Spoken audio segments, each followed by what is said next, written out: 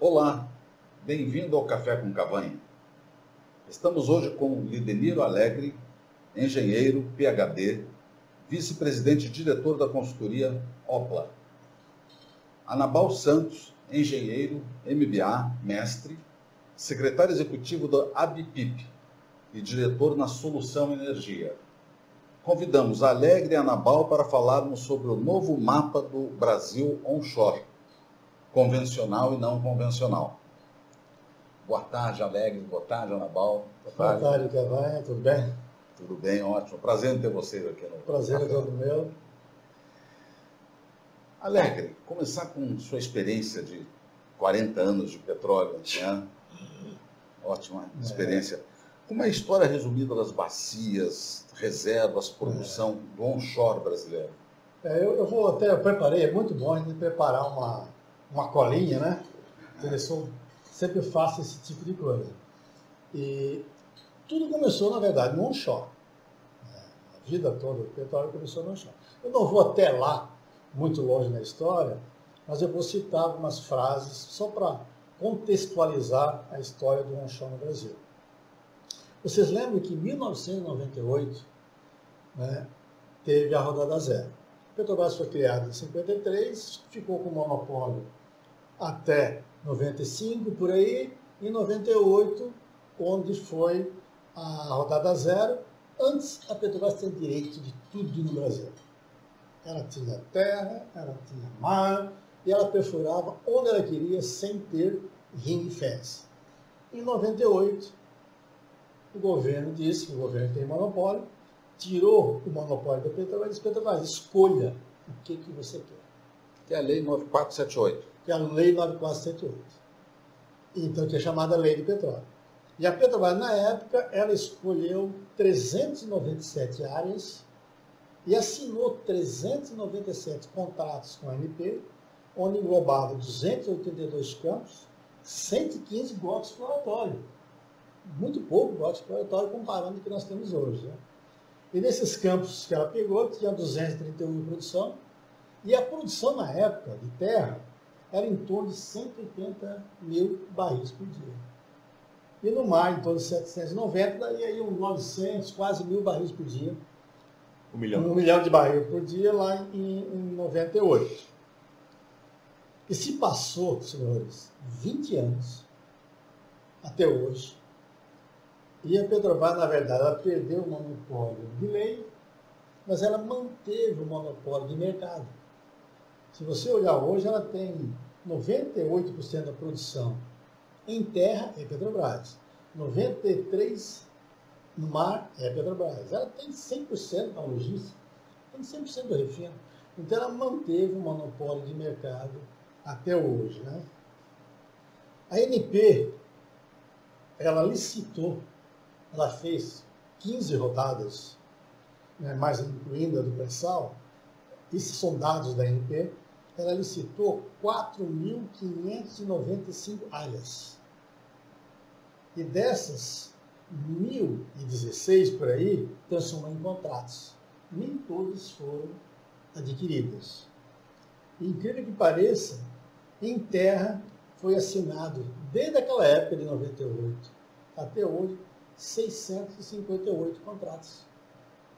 Que parece pouco para um país tão grande, cheio de bacias, né? Então, hoje nós temos o quê? Nós temos 292 campos, tá certo? De terra dá em torno de 253. E a produção hoje no Brasil, vocês conhecem muito bem, está em torno de 2,6 milhões de barris por dia. Total. Terra e mar. Terra e mar. Mas o interessante é que em terra é apenas 100, em torno de 100, 108 mil barris por dia, que dá 4% da produção total, e inferior à produção que nós tínhamos lá em 2008, em 1998. Isso aí vem, Cavanha, de uma imensidão de poços. Ele vem, segundo a ANP, 7.360 poços. Olha só que coisa interessante. Essa produção toda, que envolve pré-sal, o offshore convencional e terra, 85 poços produzem pré-sal. E eles produzem a metade, um pouco mais da metade da produção brasileira. 711 poços é no mar convencional. Não é grande coisa, pouca coisa. Em terra são 6.650 poços que produzem em terra. A maioria deles está onde? Rio Grande do Norte, Bahia e Sergipe-Alagoas.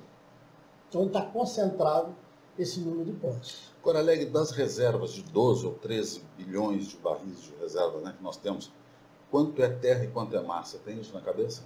A reserva, interessante, que nós temos no Brasil, nós temos reservas provadas, possíveis e prováveis. E geralmente a Petrobras publica, divulga a provada. Tá certo? Que é de uns 13 hoje, né? Que não, dá menos 13. Saiu aqui.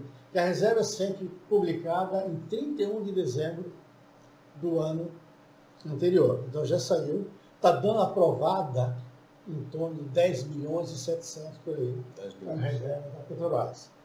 Em terra, se você olhar, só óleo é em torno de 1 bilhão. 10%. 10%.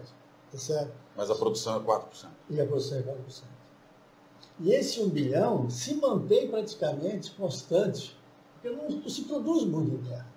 Você lembra da Petrobras? Ela começou a história em terra, depois descobriu águas rasas, esqueceu um pouquinho terra, depois descobriu águas profundas, esqueceu terra, esqueceu águas rasas, e agora está na ultra profunda, esqueceu as anteriores.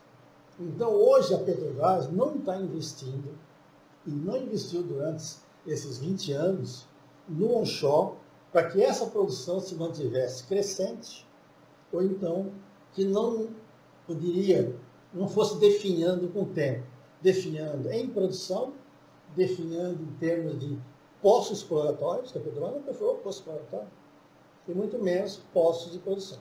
Deixa eu encaminhar para o Nabal, se você me permitir, um complemento dessa visão. Quer dizer, Nabal, não há diversificação de atores nessa área onshore no Brasil? Por quê? Porque desde 98 estaria teoricamente aberto, né? Primeiro, quero agradecer você, Cavanha, esse espaço aqui para o onshore, nesse seu prestigioso canal aí, que tem um público tão seleto e tenho certeza que isso vai ter repercussões muito positivas para o segmento.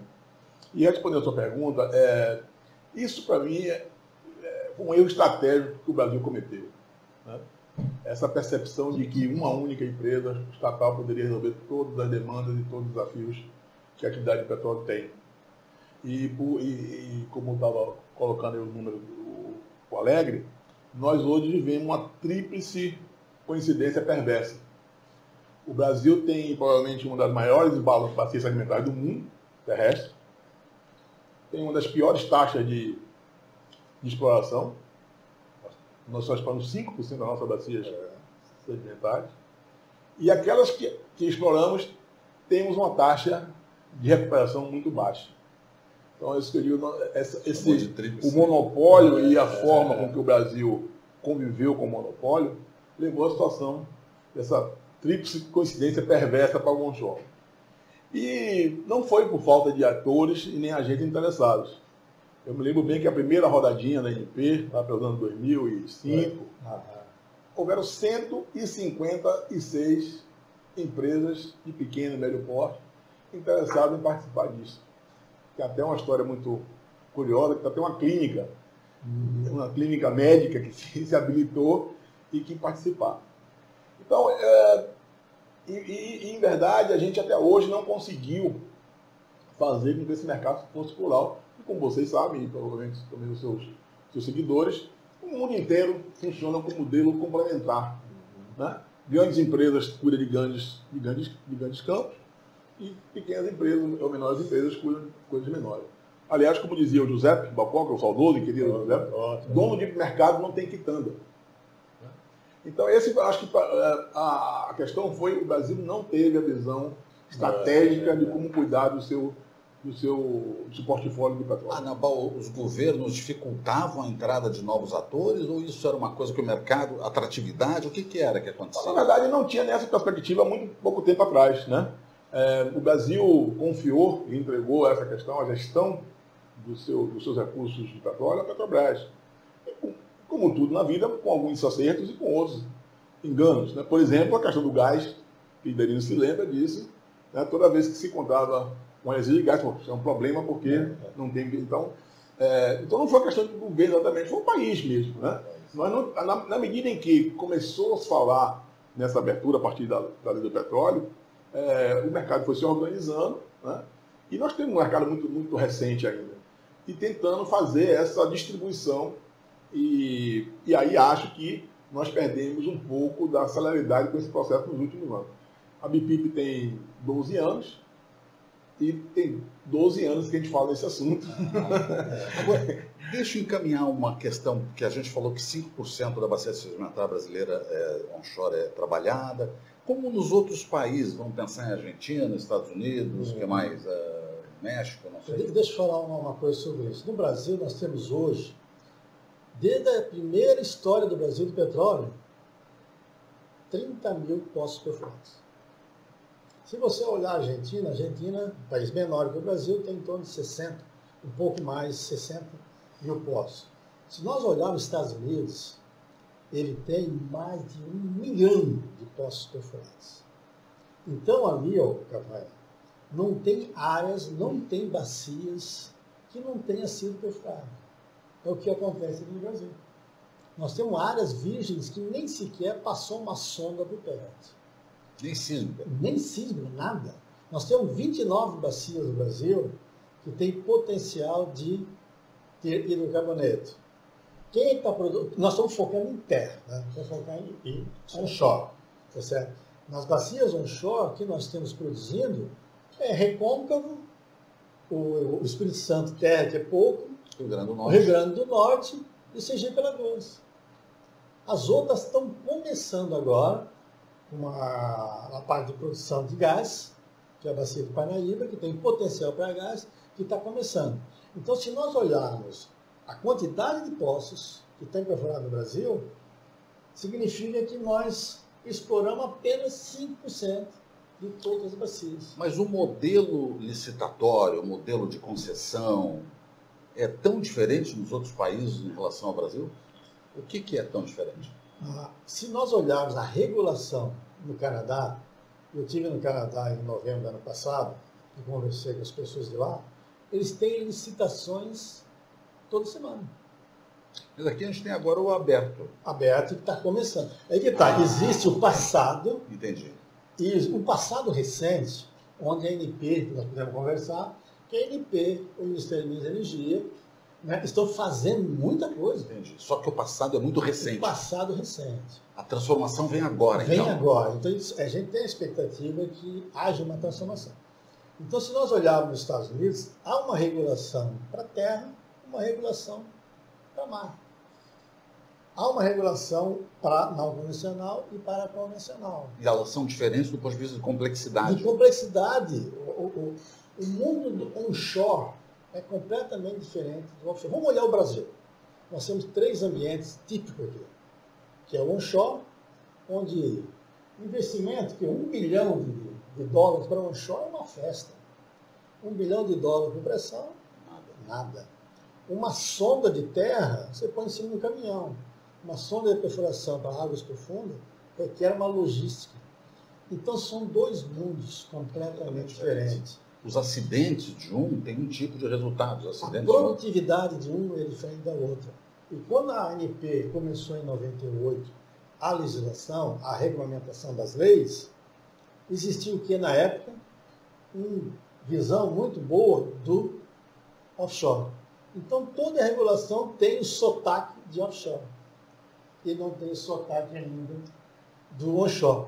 Agora, no passado recente, a Anabal pode falar um pouco mais, que está vendo, aparecendo um pouquinho desse sotaque onshore. Como é que é isso, sotaque onshore? Veja, primeiro eu queria dar uma comparação aqui para termos ideia da dimensão das coisas. Um campo no pessoal produz aí 20 mil barris, 25 mil barris. A produção média de um poço, falando de um campo não, um poço. Tá? Um poço, o pessoal 25 mil barris. A produção média de um poço no onshore é 30 barris. Então a escala de 1000 vezes.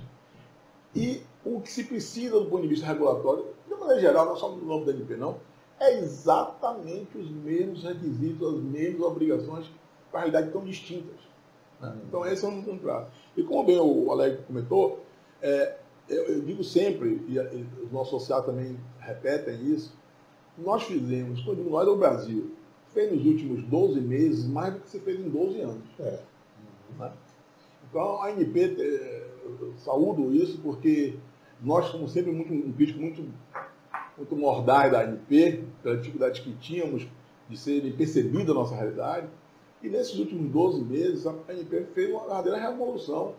E do ponto de vista de disposição de fazer, que você sabe que o Brasil não é um país fácil de operar, né? Por várias razões. Mas tem uma série de medidas que são estruturantes e, como você falou, é um passado recente que ainda não permitiu se ter frutos concretos disso. Mas também queria fazer um recorte aqui, que você comentou, sobre a questão da relativizar o Brasil com relação a outros países. Né? Então, o Canadá e os Estados Unidos, eu não gosto nem muito de falar, porque são realidades diferentes, a questão regulatória é muito diferente. O modelo mental até de negócio, diferente, né? Mas se nós pegarmos os nossos vizinhos aqui no nosso continente, vamos falar aqui de Peru, Colômbia, Equador, Argentina, México e Bolívia. Perdemos de goleada para todos eles no onshore. Mas não é de pouco, não. É tipo 7-1. Né? E isso foi um trabalho que até... Nós perdemos em que sentido, Anabal? Nós temos as menores reservas, as menores produções, a menor taxa de pulso perfurado por bacia, menor tudo. Quantidade de operadores. Então, esse é um dado concreto e que, de certa forma, emoldura o que nós estamos falando aqui. O nosso onshore nunca foi cuidado como deveria ter sido. Por várias razões. Mas o fato é que nos levou a essa tríplice coincidência perversa, como eu coloco. Entendeu?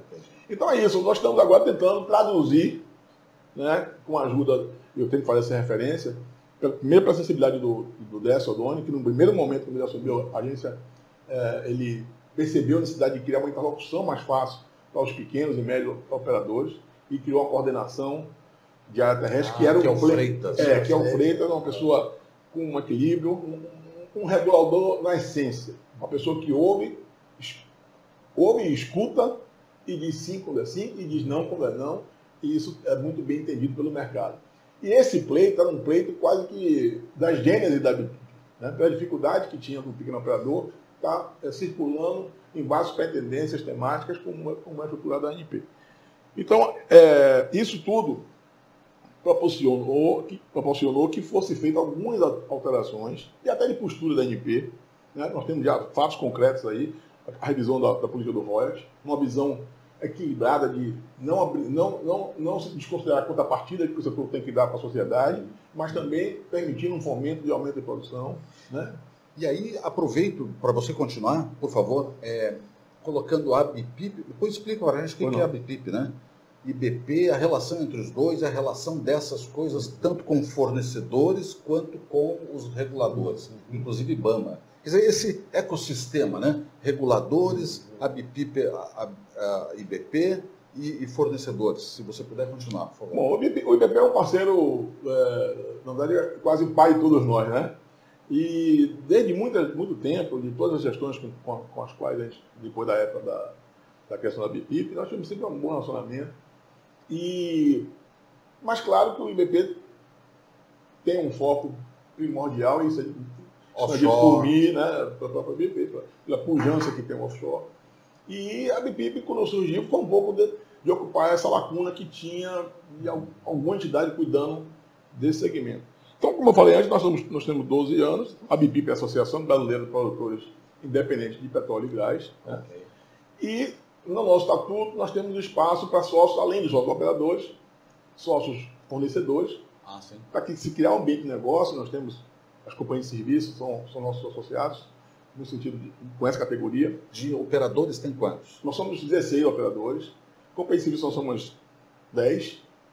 E nós tínhamos uma categoria, que tinha até no passado, que era o sócio aspirante, que eram empresas que estavam interessadas em entrar no mercado. Lembrando, 5 empresas, a maioria delas estrangeiras, que vinham aqui para poder participar, conversar, entender como era bem o negócio. Nesse momento elas desistiram, porque, como falei, são 12 anos nessa trajetória.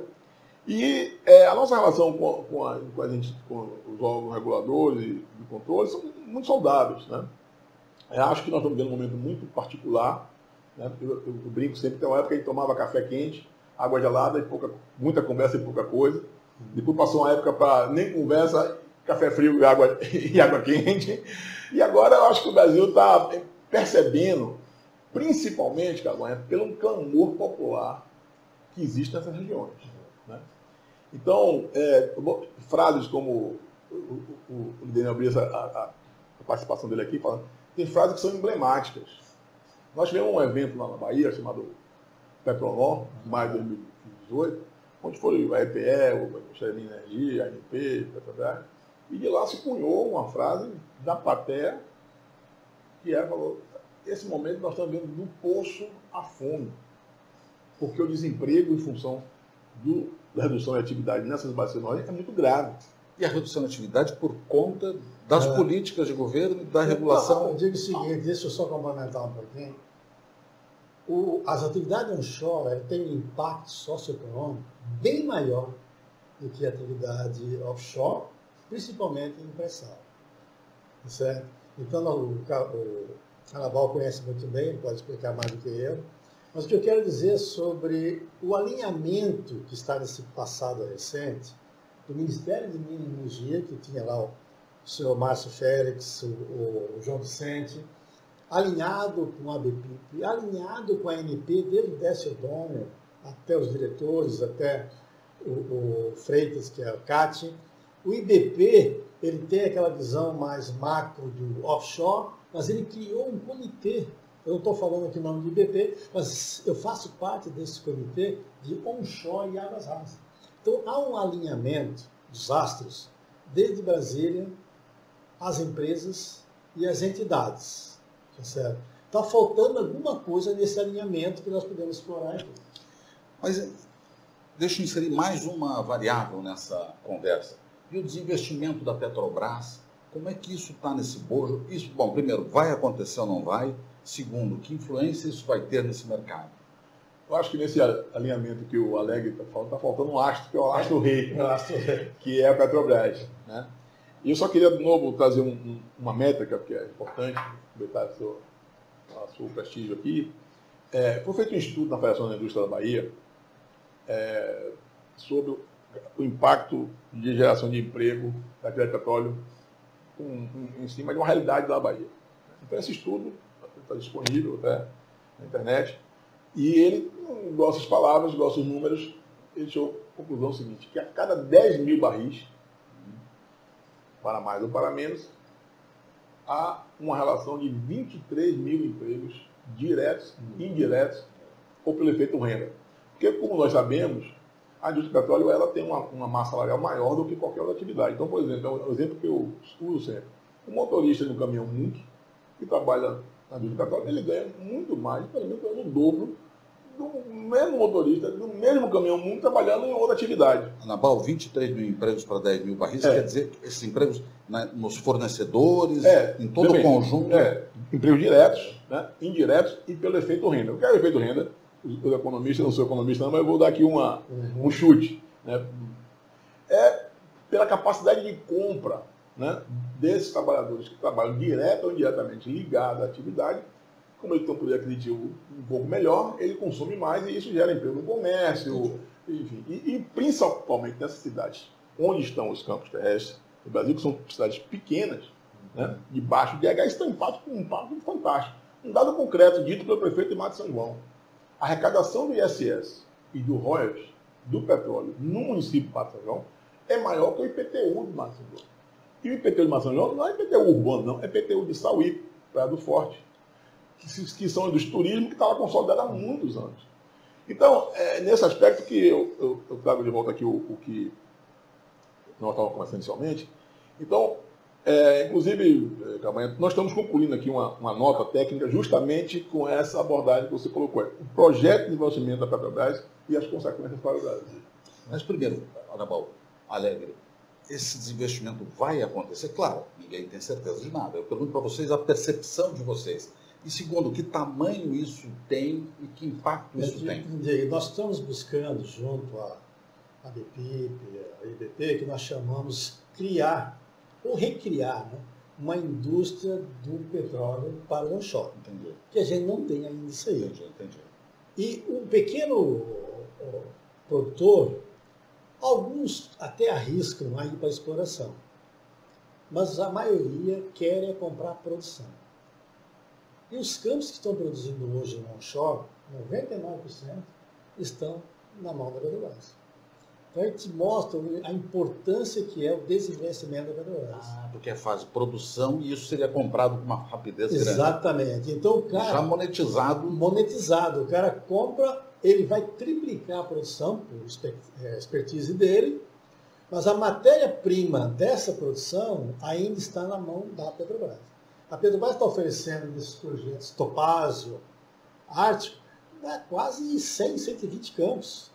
Se 120 campos sair das mãos da Petrobras e para a mão de pequenos operadores, é uma revolução nessas cidades pequenas. Entendi. Então, pode até complementar, mas esse é o impacto que tem o investimento da Petrobras, o desinvestimento da Petrobras.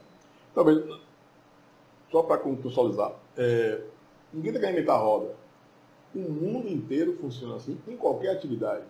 Se começa pelas coisas de menor risco, você vai adquirindo experiência, formando as empresas, as pessoas e o país, vai se formando a sua mão de obra. Então, o portal de entrada de qualquer profissional é a produção. É em campos marginais, em campos maduros.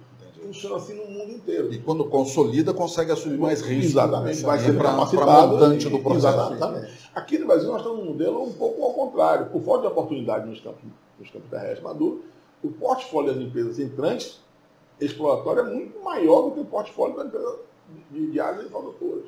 Né? Então, por isso que é importante o investimento, e eu quero aproveitar aqui o seu canal para fazer ecoar isso. Né? É importante que a Petrobras entenda, né? E eu acho que o discurso e as manifestações que nós já percebemos da atual gestão vai nesse sentido, de que não é uma mera venda de ativos, não é uma mera captação de recursos. Aqui tem um impacto social muito grande para o país, para remediar a pobreza, porque o volume de empregos é grande. O número que nós estimamos é em torno de 200 a 250 mil empregos diretos e indiretos, sem um efeito renda, né? A partir desse potencial que tem de você triplicar a produção. Existe um estudo no MME que diz que nós podemos sair desses 100 mil barris para 500 mil barris no prazo de 5 anos. Os dados são consistentes. Nós temos um levantamento... Essa informação é relevante. Nós temos um estudo recente que está nessa nota, que se nós pegarmos a produção, a curva de produção da Petrobras, com a taxa de crescimento da produção das empresas independentes, e projetarmos essa curva, em vez de nós estar produzindo 80 mil barris de petróleo, nesses campos de Bahia, na bacia de Bahia, de Sergipe, Alagoas, Potiguar e Espírito Santo, nós estaremos produzindo 260 mil. Então, você vê, o potencial é muito grande. E o conteúdo local nisso? É muito mais local do que o offshore. Porque são coisas mais feitas localmente. A MP mudou recentemente o conteúdo local para a terra. Né? Ah, é? É completamente diferente. Pelo que eu entendi, ela tem, não é mais conteúdo local para exploração e produção, é conteúdo local global e é 50%. Né? Que é um valor. Que atende muito bem. Atende muito bem as empresas brasileiras. E estimularia toda a cadeia de fornecedores local, regionalizada e tal. Na verdade, assim, o conteúdo local para a gente nunca foi um problema. Né? Porque não é nem muita pauta da BPIP a questão do controle local. Porque é uma coisa pacificada, porque a empresa pequena vai procurar o pequeno. E nós temos, se você visitar a cidade como Catu, como Mossoró, você vê que tem uma infraestrutura de fornecimento destroçada, que já fez isso no passado, soluções locais, né? E que está, digamos, de certa forma, fácil de ser até remontada. Então, para isso, nós nunca foi um problema. O que nós, com o controle local, a única coisa que nós fazemos, e isso ainda precisa ser equacionado, comentado, é a questão da validação do controle local, que eu acho que precisaria simplificar. E eu dou um exemplo muito claro do Mercosul. Né? Para efeito de enquadramento do Mercosul, basta uma declaração de origem de uma federação de indústria, e aquilo ali é considerado como local, porque nenhuma federação de indústria vai dar uma declaração de origem se não for de uma empresa que está ali. Então, eu acho que é só uma questão de simplificação, não é um ponto crítico disso, né? E acho que a gente tem muito mais benefícios visíveis, né, a oferecer com essa interrogação do que essa questão cultural. Ela vai vir a reboque, arrastada pelo e veja, processo produtivo. é bom que se diga, a cadeia produtiva do petróleo e gás no onshore, ela é ampla e generosa. Porque ela vai pegar desde da mão de obra mais primária, que é da capina, vigilância, a cerca, né?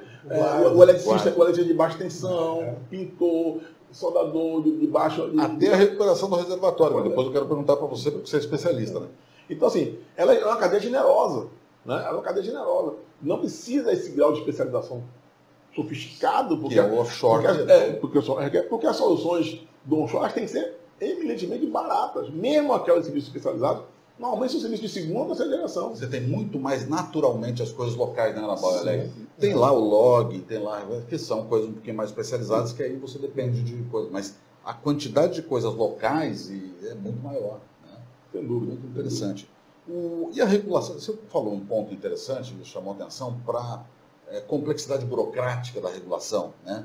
E eu pergunto, a nossa regulação hoje, você diferenciou no começo os vários mundos do petróleo, onshore, offshore, águas profundas. Nossa regulação em síntese, ela é complexa, burocrática, ela precisa de muita mudança ainda? Eu, como consultor e a minha visão, a gente tem conversado muito com o IBP, com a BPIP e com a ANP. A ANP está disposta a focar uma regulação específica para a terra. Tem uma coisa interessante que nós falamos no começo, que tem lá o MME e a ANP, que tem seus papéis de regulamentar, fazer as leis, esse negócio todo. E qual é o papel do IBP, da BPIP? Exatamente isso, faz representar a sociedade, representar aquele município, representar aquela cidade, e fazer pleito ao governo, às agências reguladoras, é o seguinte: mude, simplifique as leis. Levando as propostas. Até sugerindo. A ANP está aberta, ela faz workshop com a gente oferece proposta. Então eu vejo assim que esse alinhamento que tem entre esses astros, vai sair uma regulação específica para a terra, não tem dúvida nenhuma.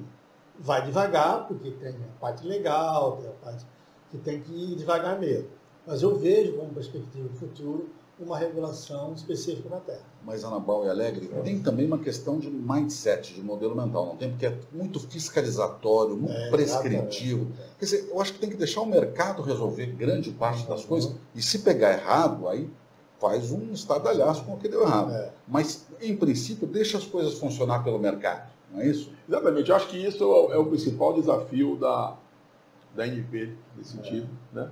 Porque a gente percebe claramente que a administração está muito comprometida com isso, mas a agência é como qualquer empresa, né? Tem um chão de fábrica também, então esse mindset ela tem que ter um tempo, porque, na verdade, grande parte da agência passou um período onde as coisas eram sempre muito não, né? Porque, de uma maneira geral, para você, qualquer cidadão não fazer nada é menos risco que fazer alguma coisa. E agora precisa mudar por dentro, né? Não só no discurso. Então é um processo, a gente tem que entender que isso é um processo, né? Existe ansiedade, claro, todo mundo quer que isso funcione logo, mas é um processo que a gente compreende. Agora, se você me permitir, eu queria voltar aqui à questão do programa de desinvestimento, que eu acho que é um tema atual e talvez o mais importante do momento do onshore. Veja, o projeto Topázio, como o Alegre comentou aí no começo, ele foi lançado em fevereiro de 2016, portanto nós estamos com 3 anos que esse projeto, com idas e vindas, tenta caminhar. Mas o fato concreto é que, por várias razões, e ao meu ver, a principal dela é o modelo que a Petrobras adotou para fazer essa licitação, com várias etapas, com um processo pouco transparente até, talvez sem experiência de fazer esse tipo de venda. Né? O fato concreto é que lançou-se 10 polos, com 104 campos, e nenhum deles até hoje foi vendido. E o pior, ninguém sabe quando será. Então, aí eu acho que é o grande ponto que a atual administração da Petrobras tem que ver. O indicativo é muito favorável. O presidente Castelo Branco já deslocou a estrutura de desinvestimento do nível de diretoria para ele. Então, é um sinal que ele já percebeu prioridade. A prioridade que ele quer dar a contribuição dele para, claro, se reportando na presidência é muito mais sério do que estiver reportando a nível de diretoria. Por melhor que tenha o desempenho do diretor de qualquer empresa, não é só na Petrobras. Então é com essa expectativa que nós estamos muito esperançosos com uma situação que no final do ano passado, alguma coisa aconteceu. Não, no final do ano passado, então, voltando aqui, nós estamos muito esperançosos porque no final do ano passado a ANP notificou a Petrobras, dado essa situação de falta de redução drástica da atividade nesses campos terrestres, notificou a Petrobras e perguntou para a Petrobras quais são os campos que você quer continuar produzindo e qual é o investimento que você vai fazer lá. A ANP fez isso em setembro, deu um prazo para a Petrobras até o dia 20 de dezembro. A Petrobras já respondeu ao que consta e dizendo qual que ela queria ficar. A ANP vai analisar os projetos de investimento lá e também já disse qual que ela não pretende ficar mais. Mas é um ativo dela e é justo, e a ABPIP defende isso, que seja feito através de uma venda competitiva. Agora, uma venda que tenha começo, meio e fim. E para ter começo, meio e fim, a única alternativa que a gente enxerga no Brasil é que a ANP faça essa licitação. Mas tem um risco jurídico, não tem? Porque teve já no passado alguma coisa de TCU. O Topázio. Mas veja, desculpa, ou isso passou. Qual no Brasil, qual é a atividade que não tem risco jurídico? Não é? Então, veja, eu digo sempre isso lá nesse exemplo, e quando a causa é nobre e as autoridades querem fazer, a linha, né? O waiver do controle local é um mau exemplo disso. Quando você usa a inteligência republicana para fazer coisas que têm conteúdo, que tem benefício para a sociedade, isso acontece. Né? Então, existe milhões de formas, um convênio, né? Porque no final das contas, nesse processo de venda da Petrobras, tem uma empresa, né, financeira assessorando. Qual a dificuldade da Petrobras fazer um convênio com milhares de convênios que tem entre órgãos federais, municipais, com a ANP, para que ela venha assessorar? Porque a ANP tem expertise muito melhor do que uma empresa financeira que nunca fez um leilão de campos terrestres. Se a ANP se nós pudermos nos orgulhar de alguma coisa, encher a boca e falar com orgulho, é que a ANP tem uma história de licitação de sucesso. São raríssimos. Consolidada. E assim, tem dia para começar, hora para terminar. Né?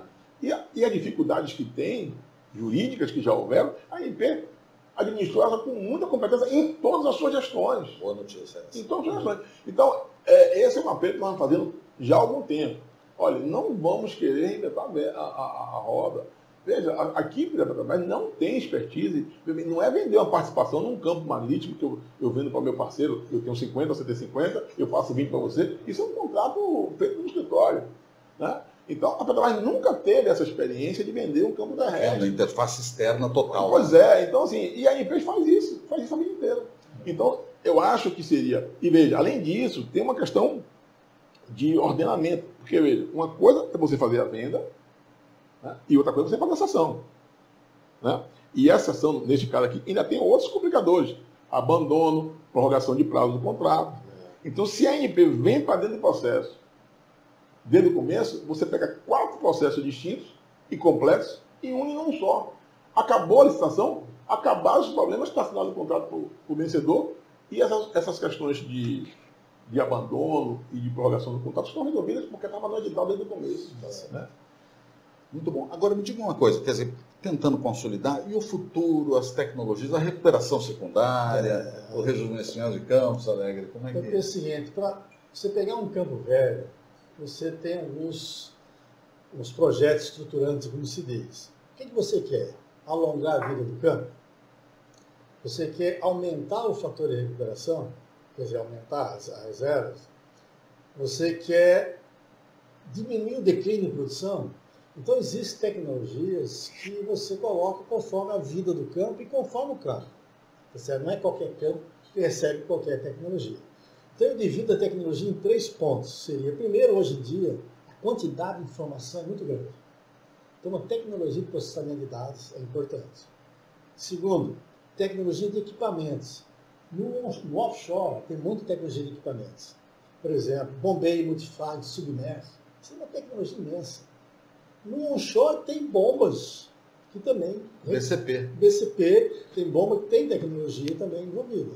E tem a famosa tecnologia de reservatórios, que é o IOR, que eles chamam, ou EOR, que é o Improved Oil Recovery, ou Enhanced Oil Recovery, que é injeção de algum fluido, de água no reservatório, injeção de vapor quando o óleo é pesado, injeção de água e polímero, quando tem uma densidade do óleo, que esses dois fluidos conseguem empurrar. Então, existe uma gama de tecnologias que pode ser aplicado para fazer essas três coisas que eu falei no começo. E o Brasil domina isso ou precisa de ativo externo? Não, o Brasil domina, a própria Petrobras domina isso, tá certo? Mas como os campos ainda estão na mão da Petrobras, não tem atuação de quem conhece. Aí vem o interesse, que nós somos do Canadá, o interesse do Canadá em vir para cá como operador, prestador de serviço e trazer essa expertise, que eu diria tecnologia em geral, para atuar aqui no Brasil. Até participando no aumento dos resultados de volume. Exatamente. O modelo de negócio pode ser prestação de serviço ou participação na própria rentabilidade do campo. Isso seria uma alavanca adicional ao processo de onshore novo. Né? E nós já temos, apesar de nossa história ser curta, nós já temos casos concretos de que, o próprio jargão diz, né, 2 cabeças pensando sobre o mesmo assunto, tem solução melhor do que uma só. Né? Quando você bota 10 cabeças, 20 cabeças, 30 cabeças pensando sobre o mesmo assunto, você cria até uma massa crítica para trazer soluções que seriam um pouco mais caras. Né? Então, bem, nós temos casos concretos, por exemplo, na Bacia do Recôncavo. Né? Na Bacia do Recôncavo tem uma empresa associada nossa que fez uma reinterpretação de dados existentes, que isso é o avanço. Né? O dado está lá, bruto, de 1900 e tal, e chega a uma evolução tecnológica na interpretação disso, né? Grosso modo, é como você ter uma ultrassom preto e branco dos anos 80, tem uma ultrassom onde você vê até o olho da criança, o coração batendo, é algo desse tipo. E por causa disto, se achou, e talvez hoje ainda seja o posto que mais produz na bacia terrestre, no meio da bacia do Recôncavo, que é uma bacia super explorada. Aqui achou lá uma lente, né, de aeróbico que permitiu esse um poço surgiu durante muitos anos, produzindo 500 barris por dia durante muitos anos. Então, esse é um exemplo concreto, não é que pode acontecer. O outro caso, existe também um operador na Bahia que triplicou a operação a partir de injeção de água. Né? Então, hoje ele manuseia com 100 mil barris de água para produzir 5 mil barris de óleo. Os nossos campos estão inferiores à média mundial na questão da retirada? Em termos de recuperação, sim. Existem 2 coisas. Um é o fator de recuperação final, que se diz teórico. Essas características de óleo, reservatório, esse campo geralmente se recupera 35%. Certo. A média brasileira hoje em dia é 24%. Ou seja, tem um espaço enorme. Tem um espaço do fator de recuperação final e a fração recuperada ainda está pouco. Né? Então existe um espaço aqui que falta o quê? Operador, eficiência, tecnologia e boa vontade. Então o futuro é bom, né? Porque o futuro está dizendo, tentando consolidar o pensamento. Desinvestimento da Petrobras, que você colocou de uma forma estupenda. A questão da regulação sempre mais simples e ajustada. Né? A questão do interesse de governo, tanto de ANP como ANP Estado. Né? As associações ligadas. Né? Ou seja, está tudo alinhado para... Mas eu tenho uma preocupação porque o futuro tem que ser agora. Né? O futuro tem que ser agora. Porque, veja, no outro lado, isso tem sido repetido por muitas pessoas, eu estou aqui só repetindo que provavelmente a maioria das pessoas já sabem, a área do petróleo está se aproximando a janela de oportunidade. Então, né? Para ser conservador, tem gente que acha que é 2030, mas 2050, daqui para 2050 é mais 30 anos. Se nós gastarmos o mesmo tempo que nós gastamos para chegar aqui, são 12 anos para a gente fazer pouca coisa. Mas eu acho que medidas importantes, mas o que resume a nossa preocupação foi, inclusive, que nós tivemos a oportunidade de colocar para a equipe de transição do atual governo.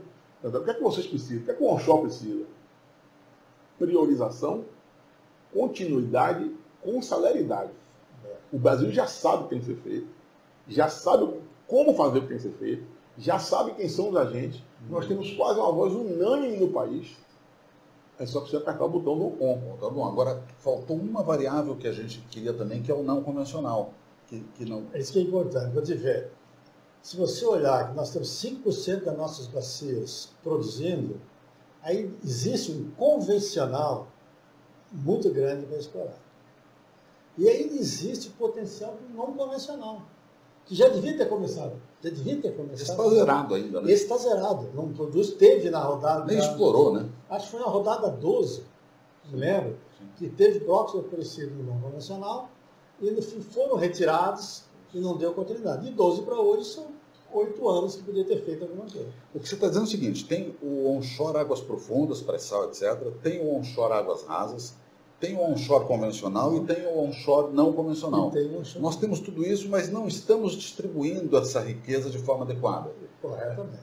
Mas com relação ao não convencional, eu acho que tem boas notícias. Né? A gente sabe do espécie de inércia, como o Alex se referiu, nessa 12ª rodada, houve muito questionamento jurídico, né, liminar aqui e acolá, e a maioria delas era no sentido de que não se pode explorar uma atividade sem ter regras que mitiguem o risco inerente a essa atividade. Então, a maioria dessas liminares estão sendo revogadas, né, já joguei algumas delas. Na Bahia tem um grupo que está trabalhando nesse projeto de fazer um chamado poço transparente, né, que é uma terminologia até que o Canadá usou isso no par, para que, nesse propósito, olha, se precisa que se crie regulação para isso, a gente precisa conhecer, precisa fazer. É uma tecnologia dominada no mundo inteiro, né? Não tem mais aquele filminho que abre a torneira e sai um fogo, aquilo ali coisa do Coronel Drake, né? do não convencional. Então, existe hoje, foi feita uma visita, um grupo de trabalho importante, meio ambiente, MNE, várias entidades, o próprio NP, lá em Vacas Muertas, e todas as autoridades vieram impressionadas como foi mistificada essa questão do não convencional. Então, eu acho também que também estamos naquele pacote de boas perspectivas no futuro, que eu acho que esse ano, 2019, é bem provável que se faça essa experiência lá na Bahia. As empresas de serviço estão também mobilizadas para isso, mas eu reitero o que eu disse antes, eu acho que é a mensagem que eu gostaria de deixar bem consolidada aqui. Nós precisamos ter priorização dessas coisas do onshore, continuidade para não ter que começar de novo, e celeridade, que eu acho que é o mais importante. E apertar o botão. Eu complemento o teu raciocínio dizendo o seguinte: a atratividade de uma região é ter a oportunidade, ter uma regulação condizente e ter investidor. Eu acho que nós temos as oportunidades. Se tem. A regulação está sendo trabalhada. Se esses dois saírem, o investidor, o prestador de serviço, o operador, vem a rebote. Sem dúvida nenhuma. Também sou otimista nesse sentido. Que bom, que beleza. Muito bem. Eu gostaria de agradecer, então, a Alegre e a Anabal. Obrigado pela oportunidade. Extremamente esclarecedora, muito bacana. Muito obrigado. Muito obrigado. Obrigado, Cavanha. Espero que a gente tenha contribuído aí com certeza. Alguma coisa para o bem do nosso onshore brasileiro. Botão on. On. Muito obrigado. Boa tarde.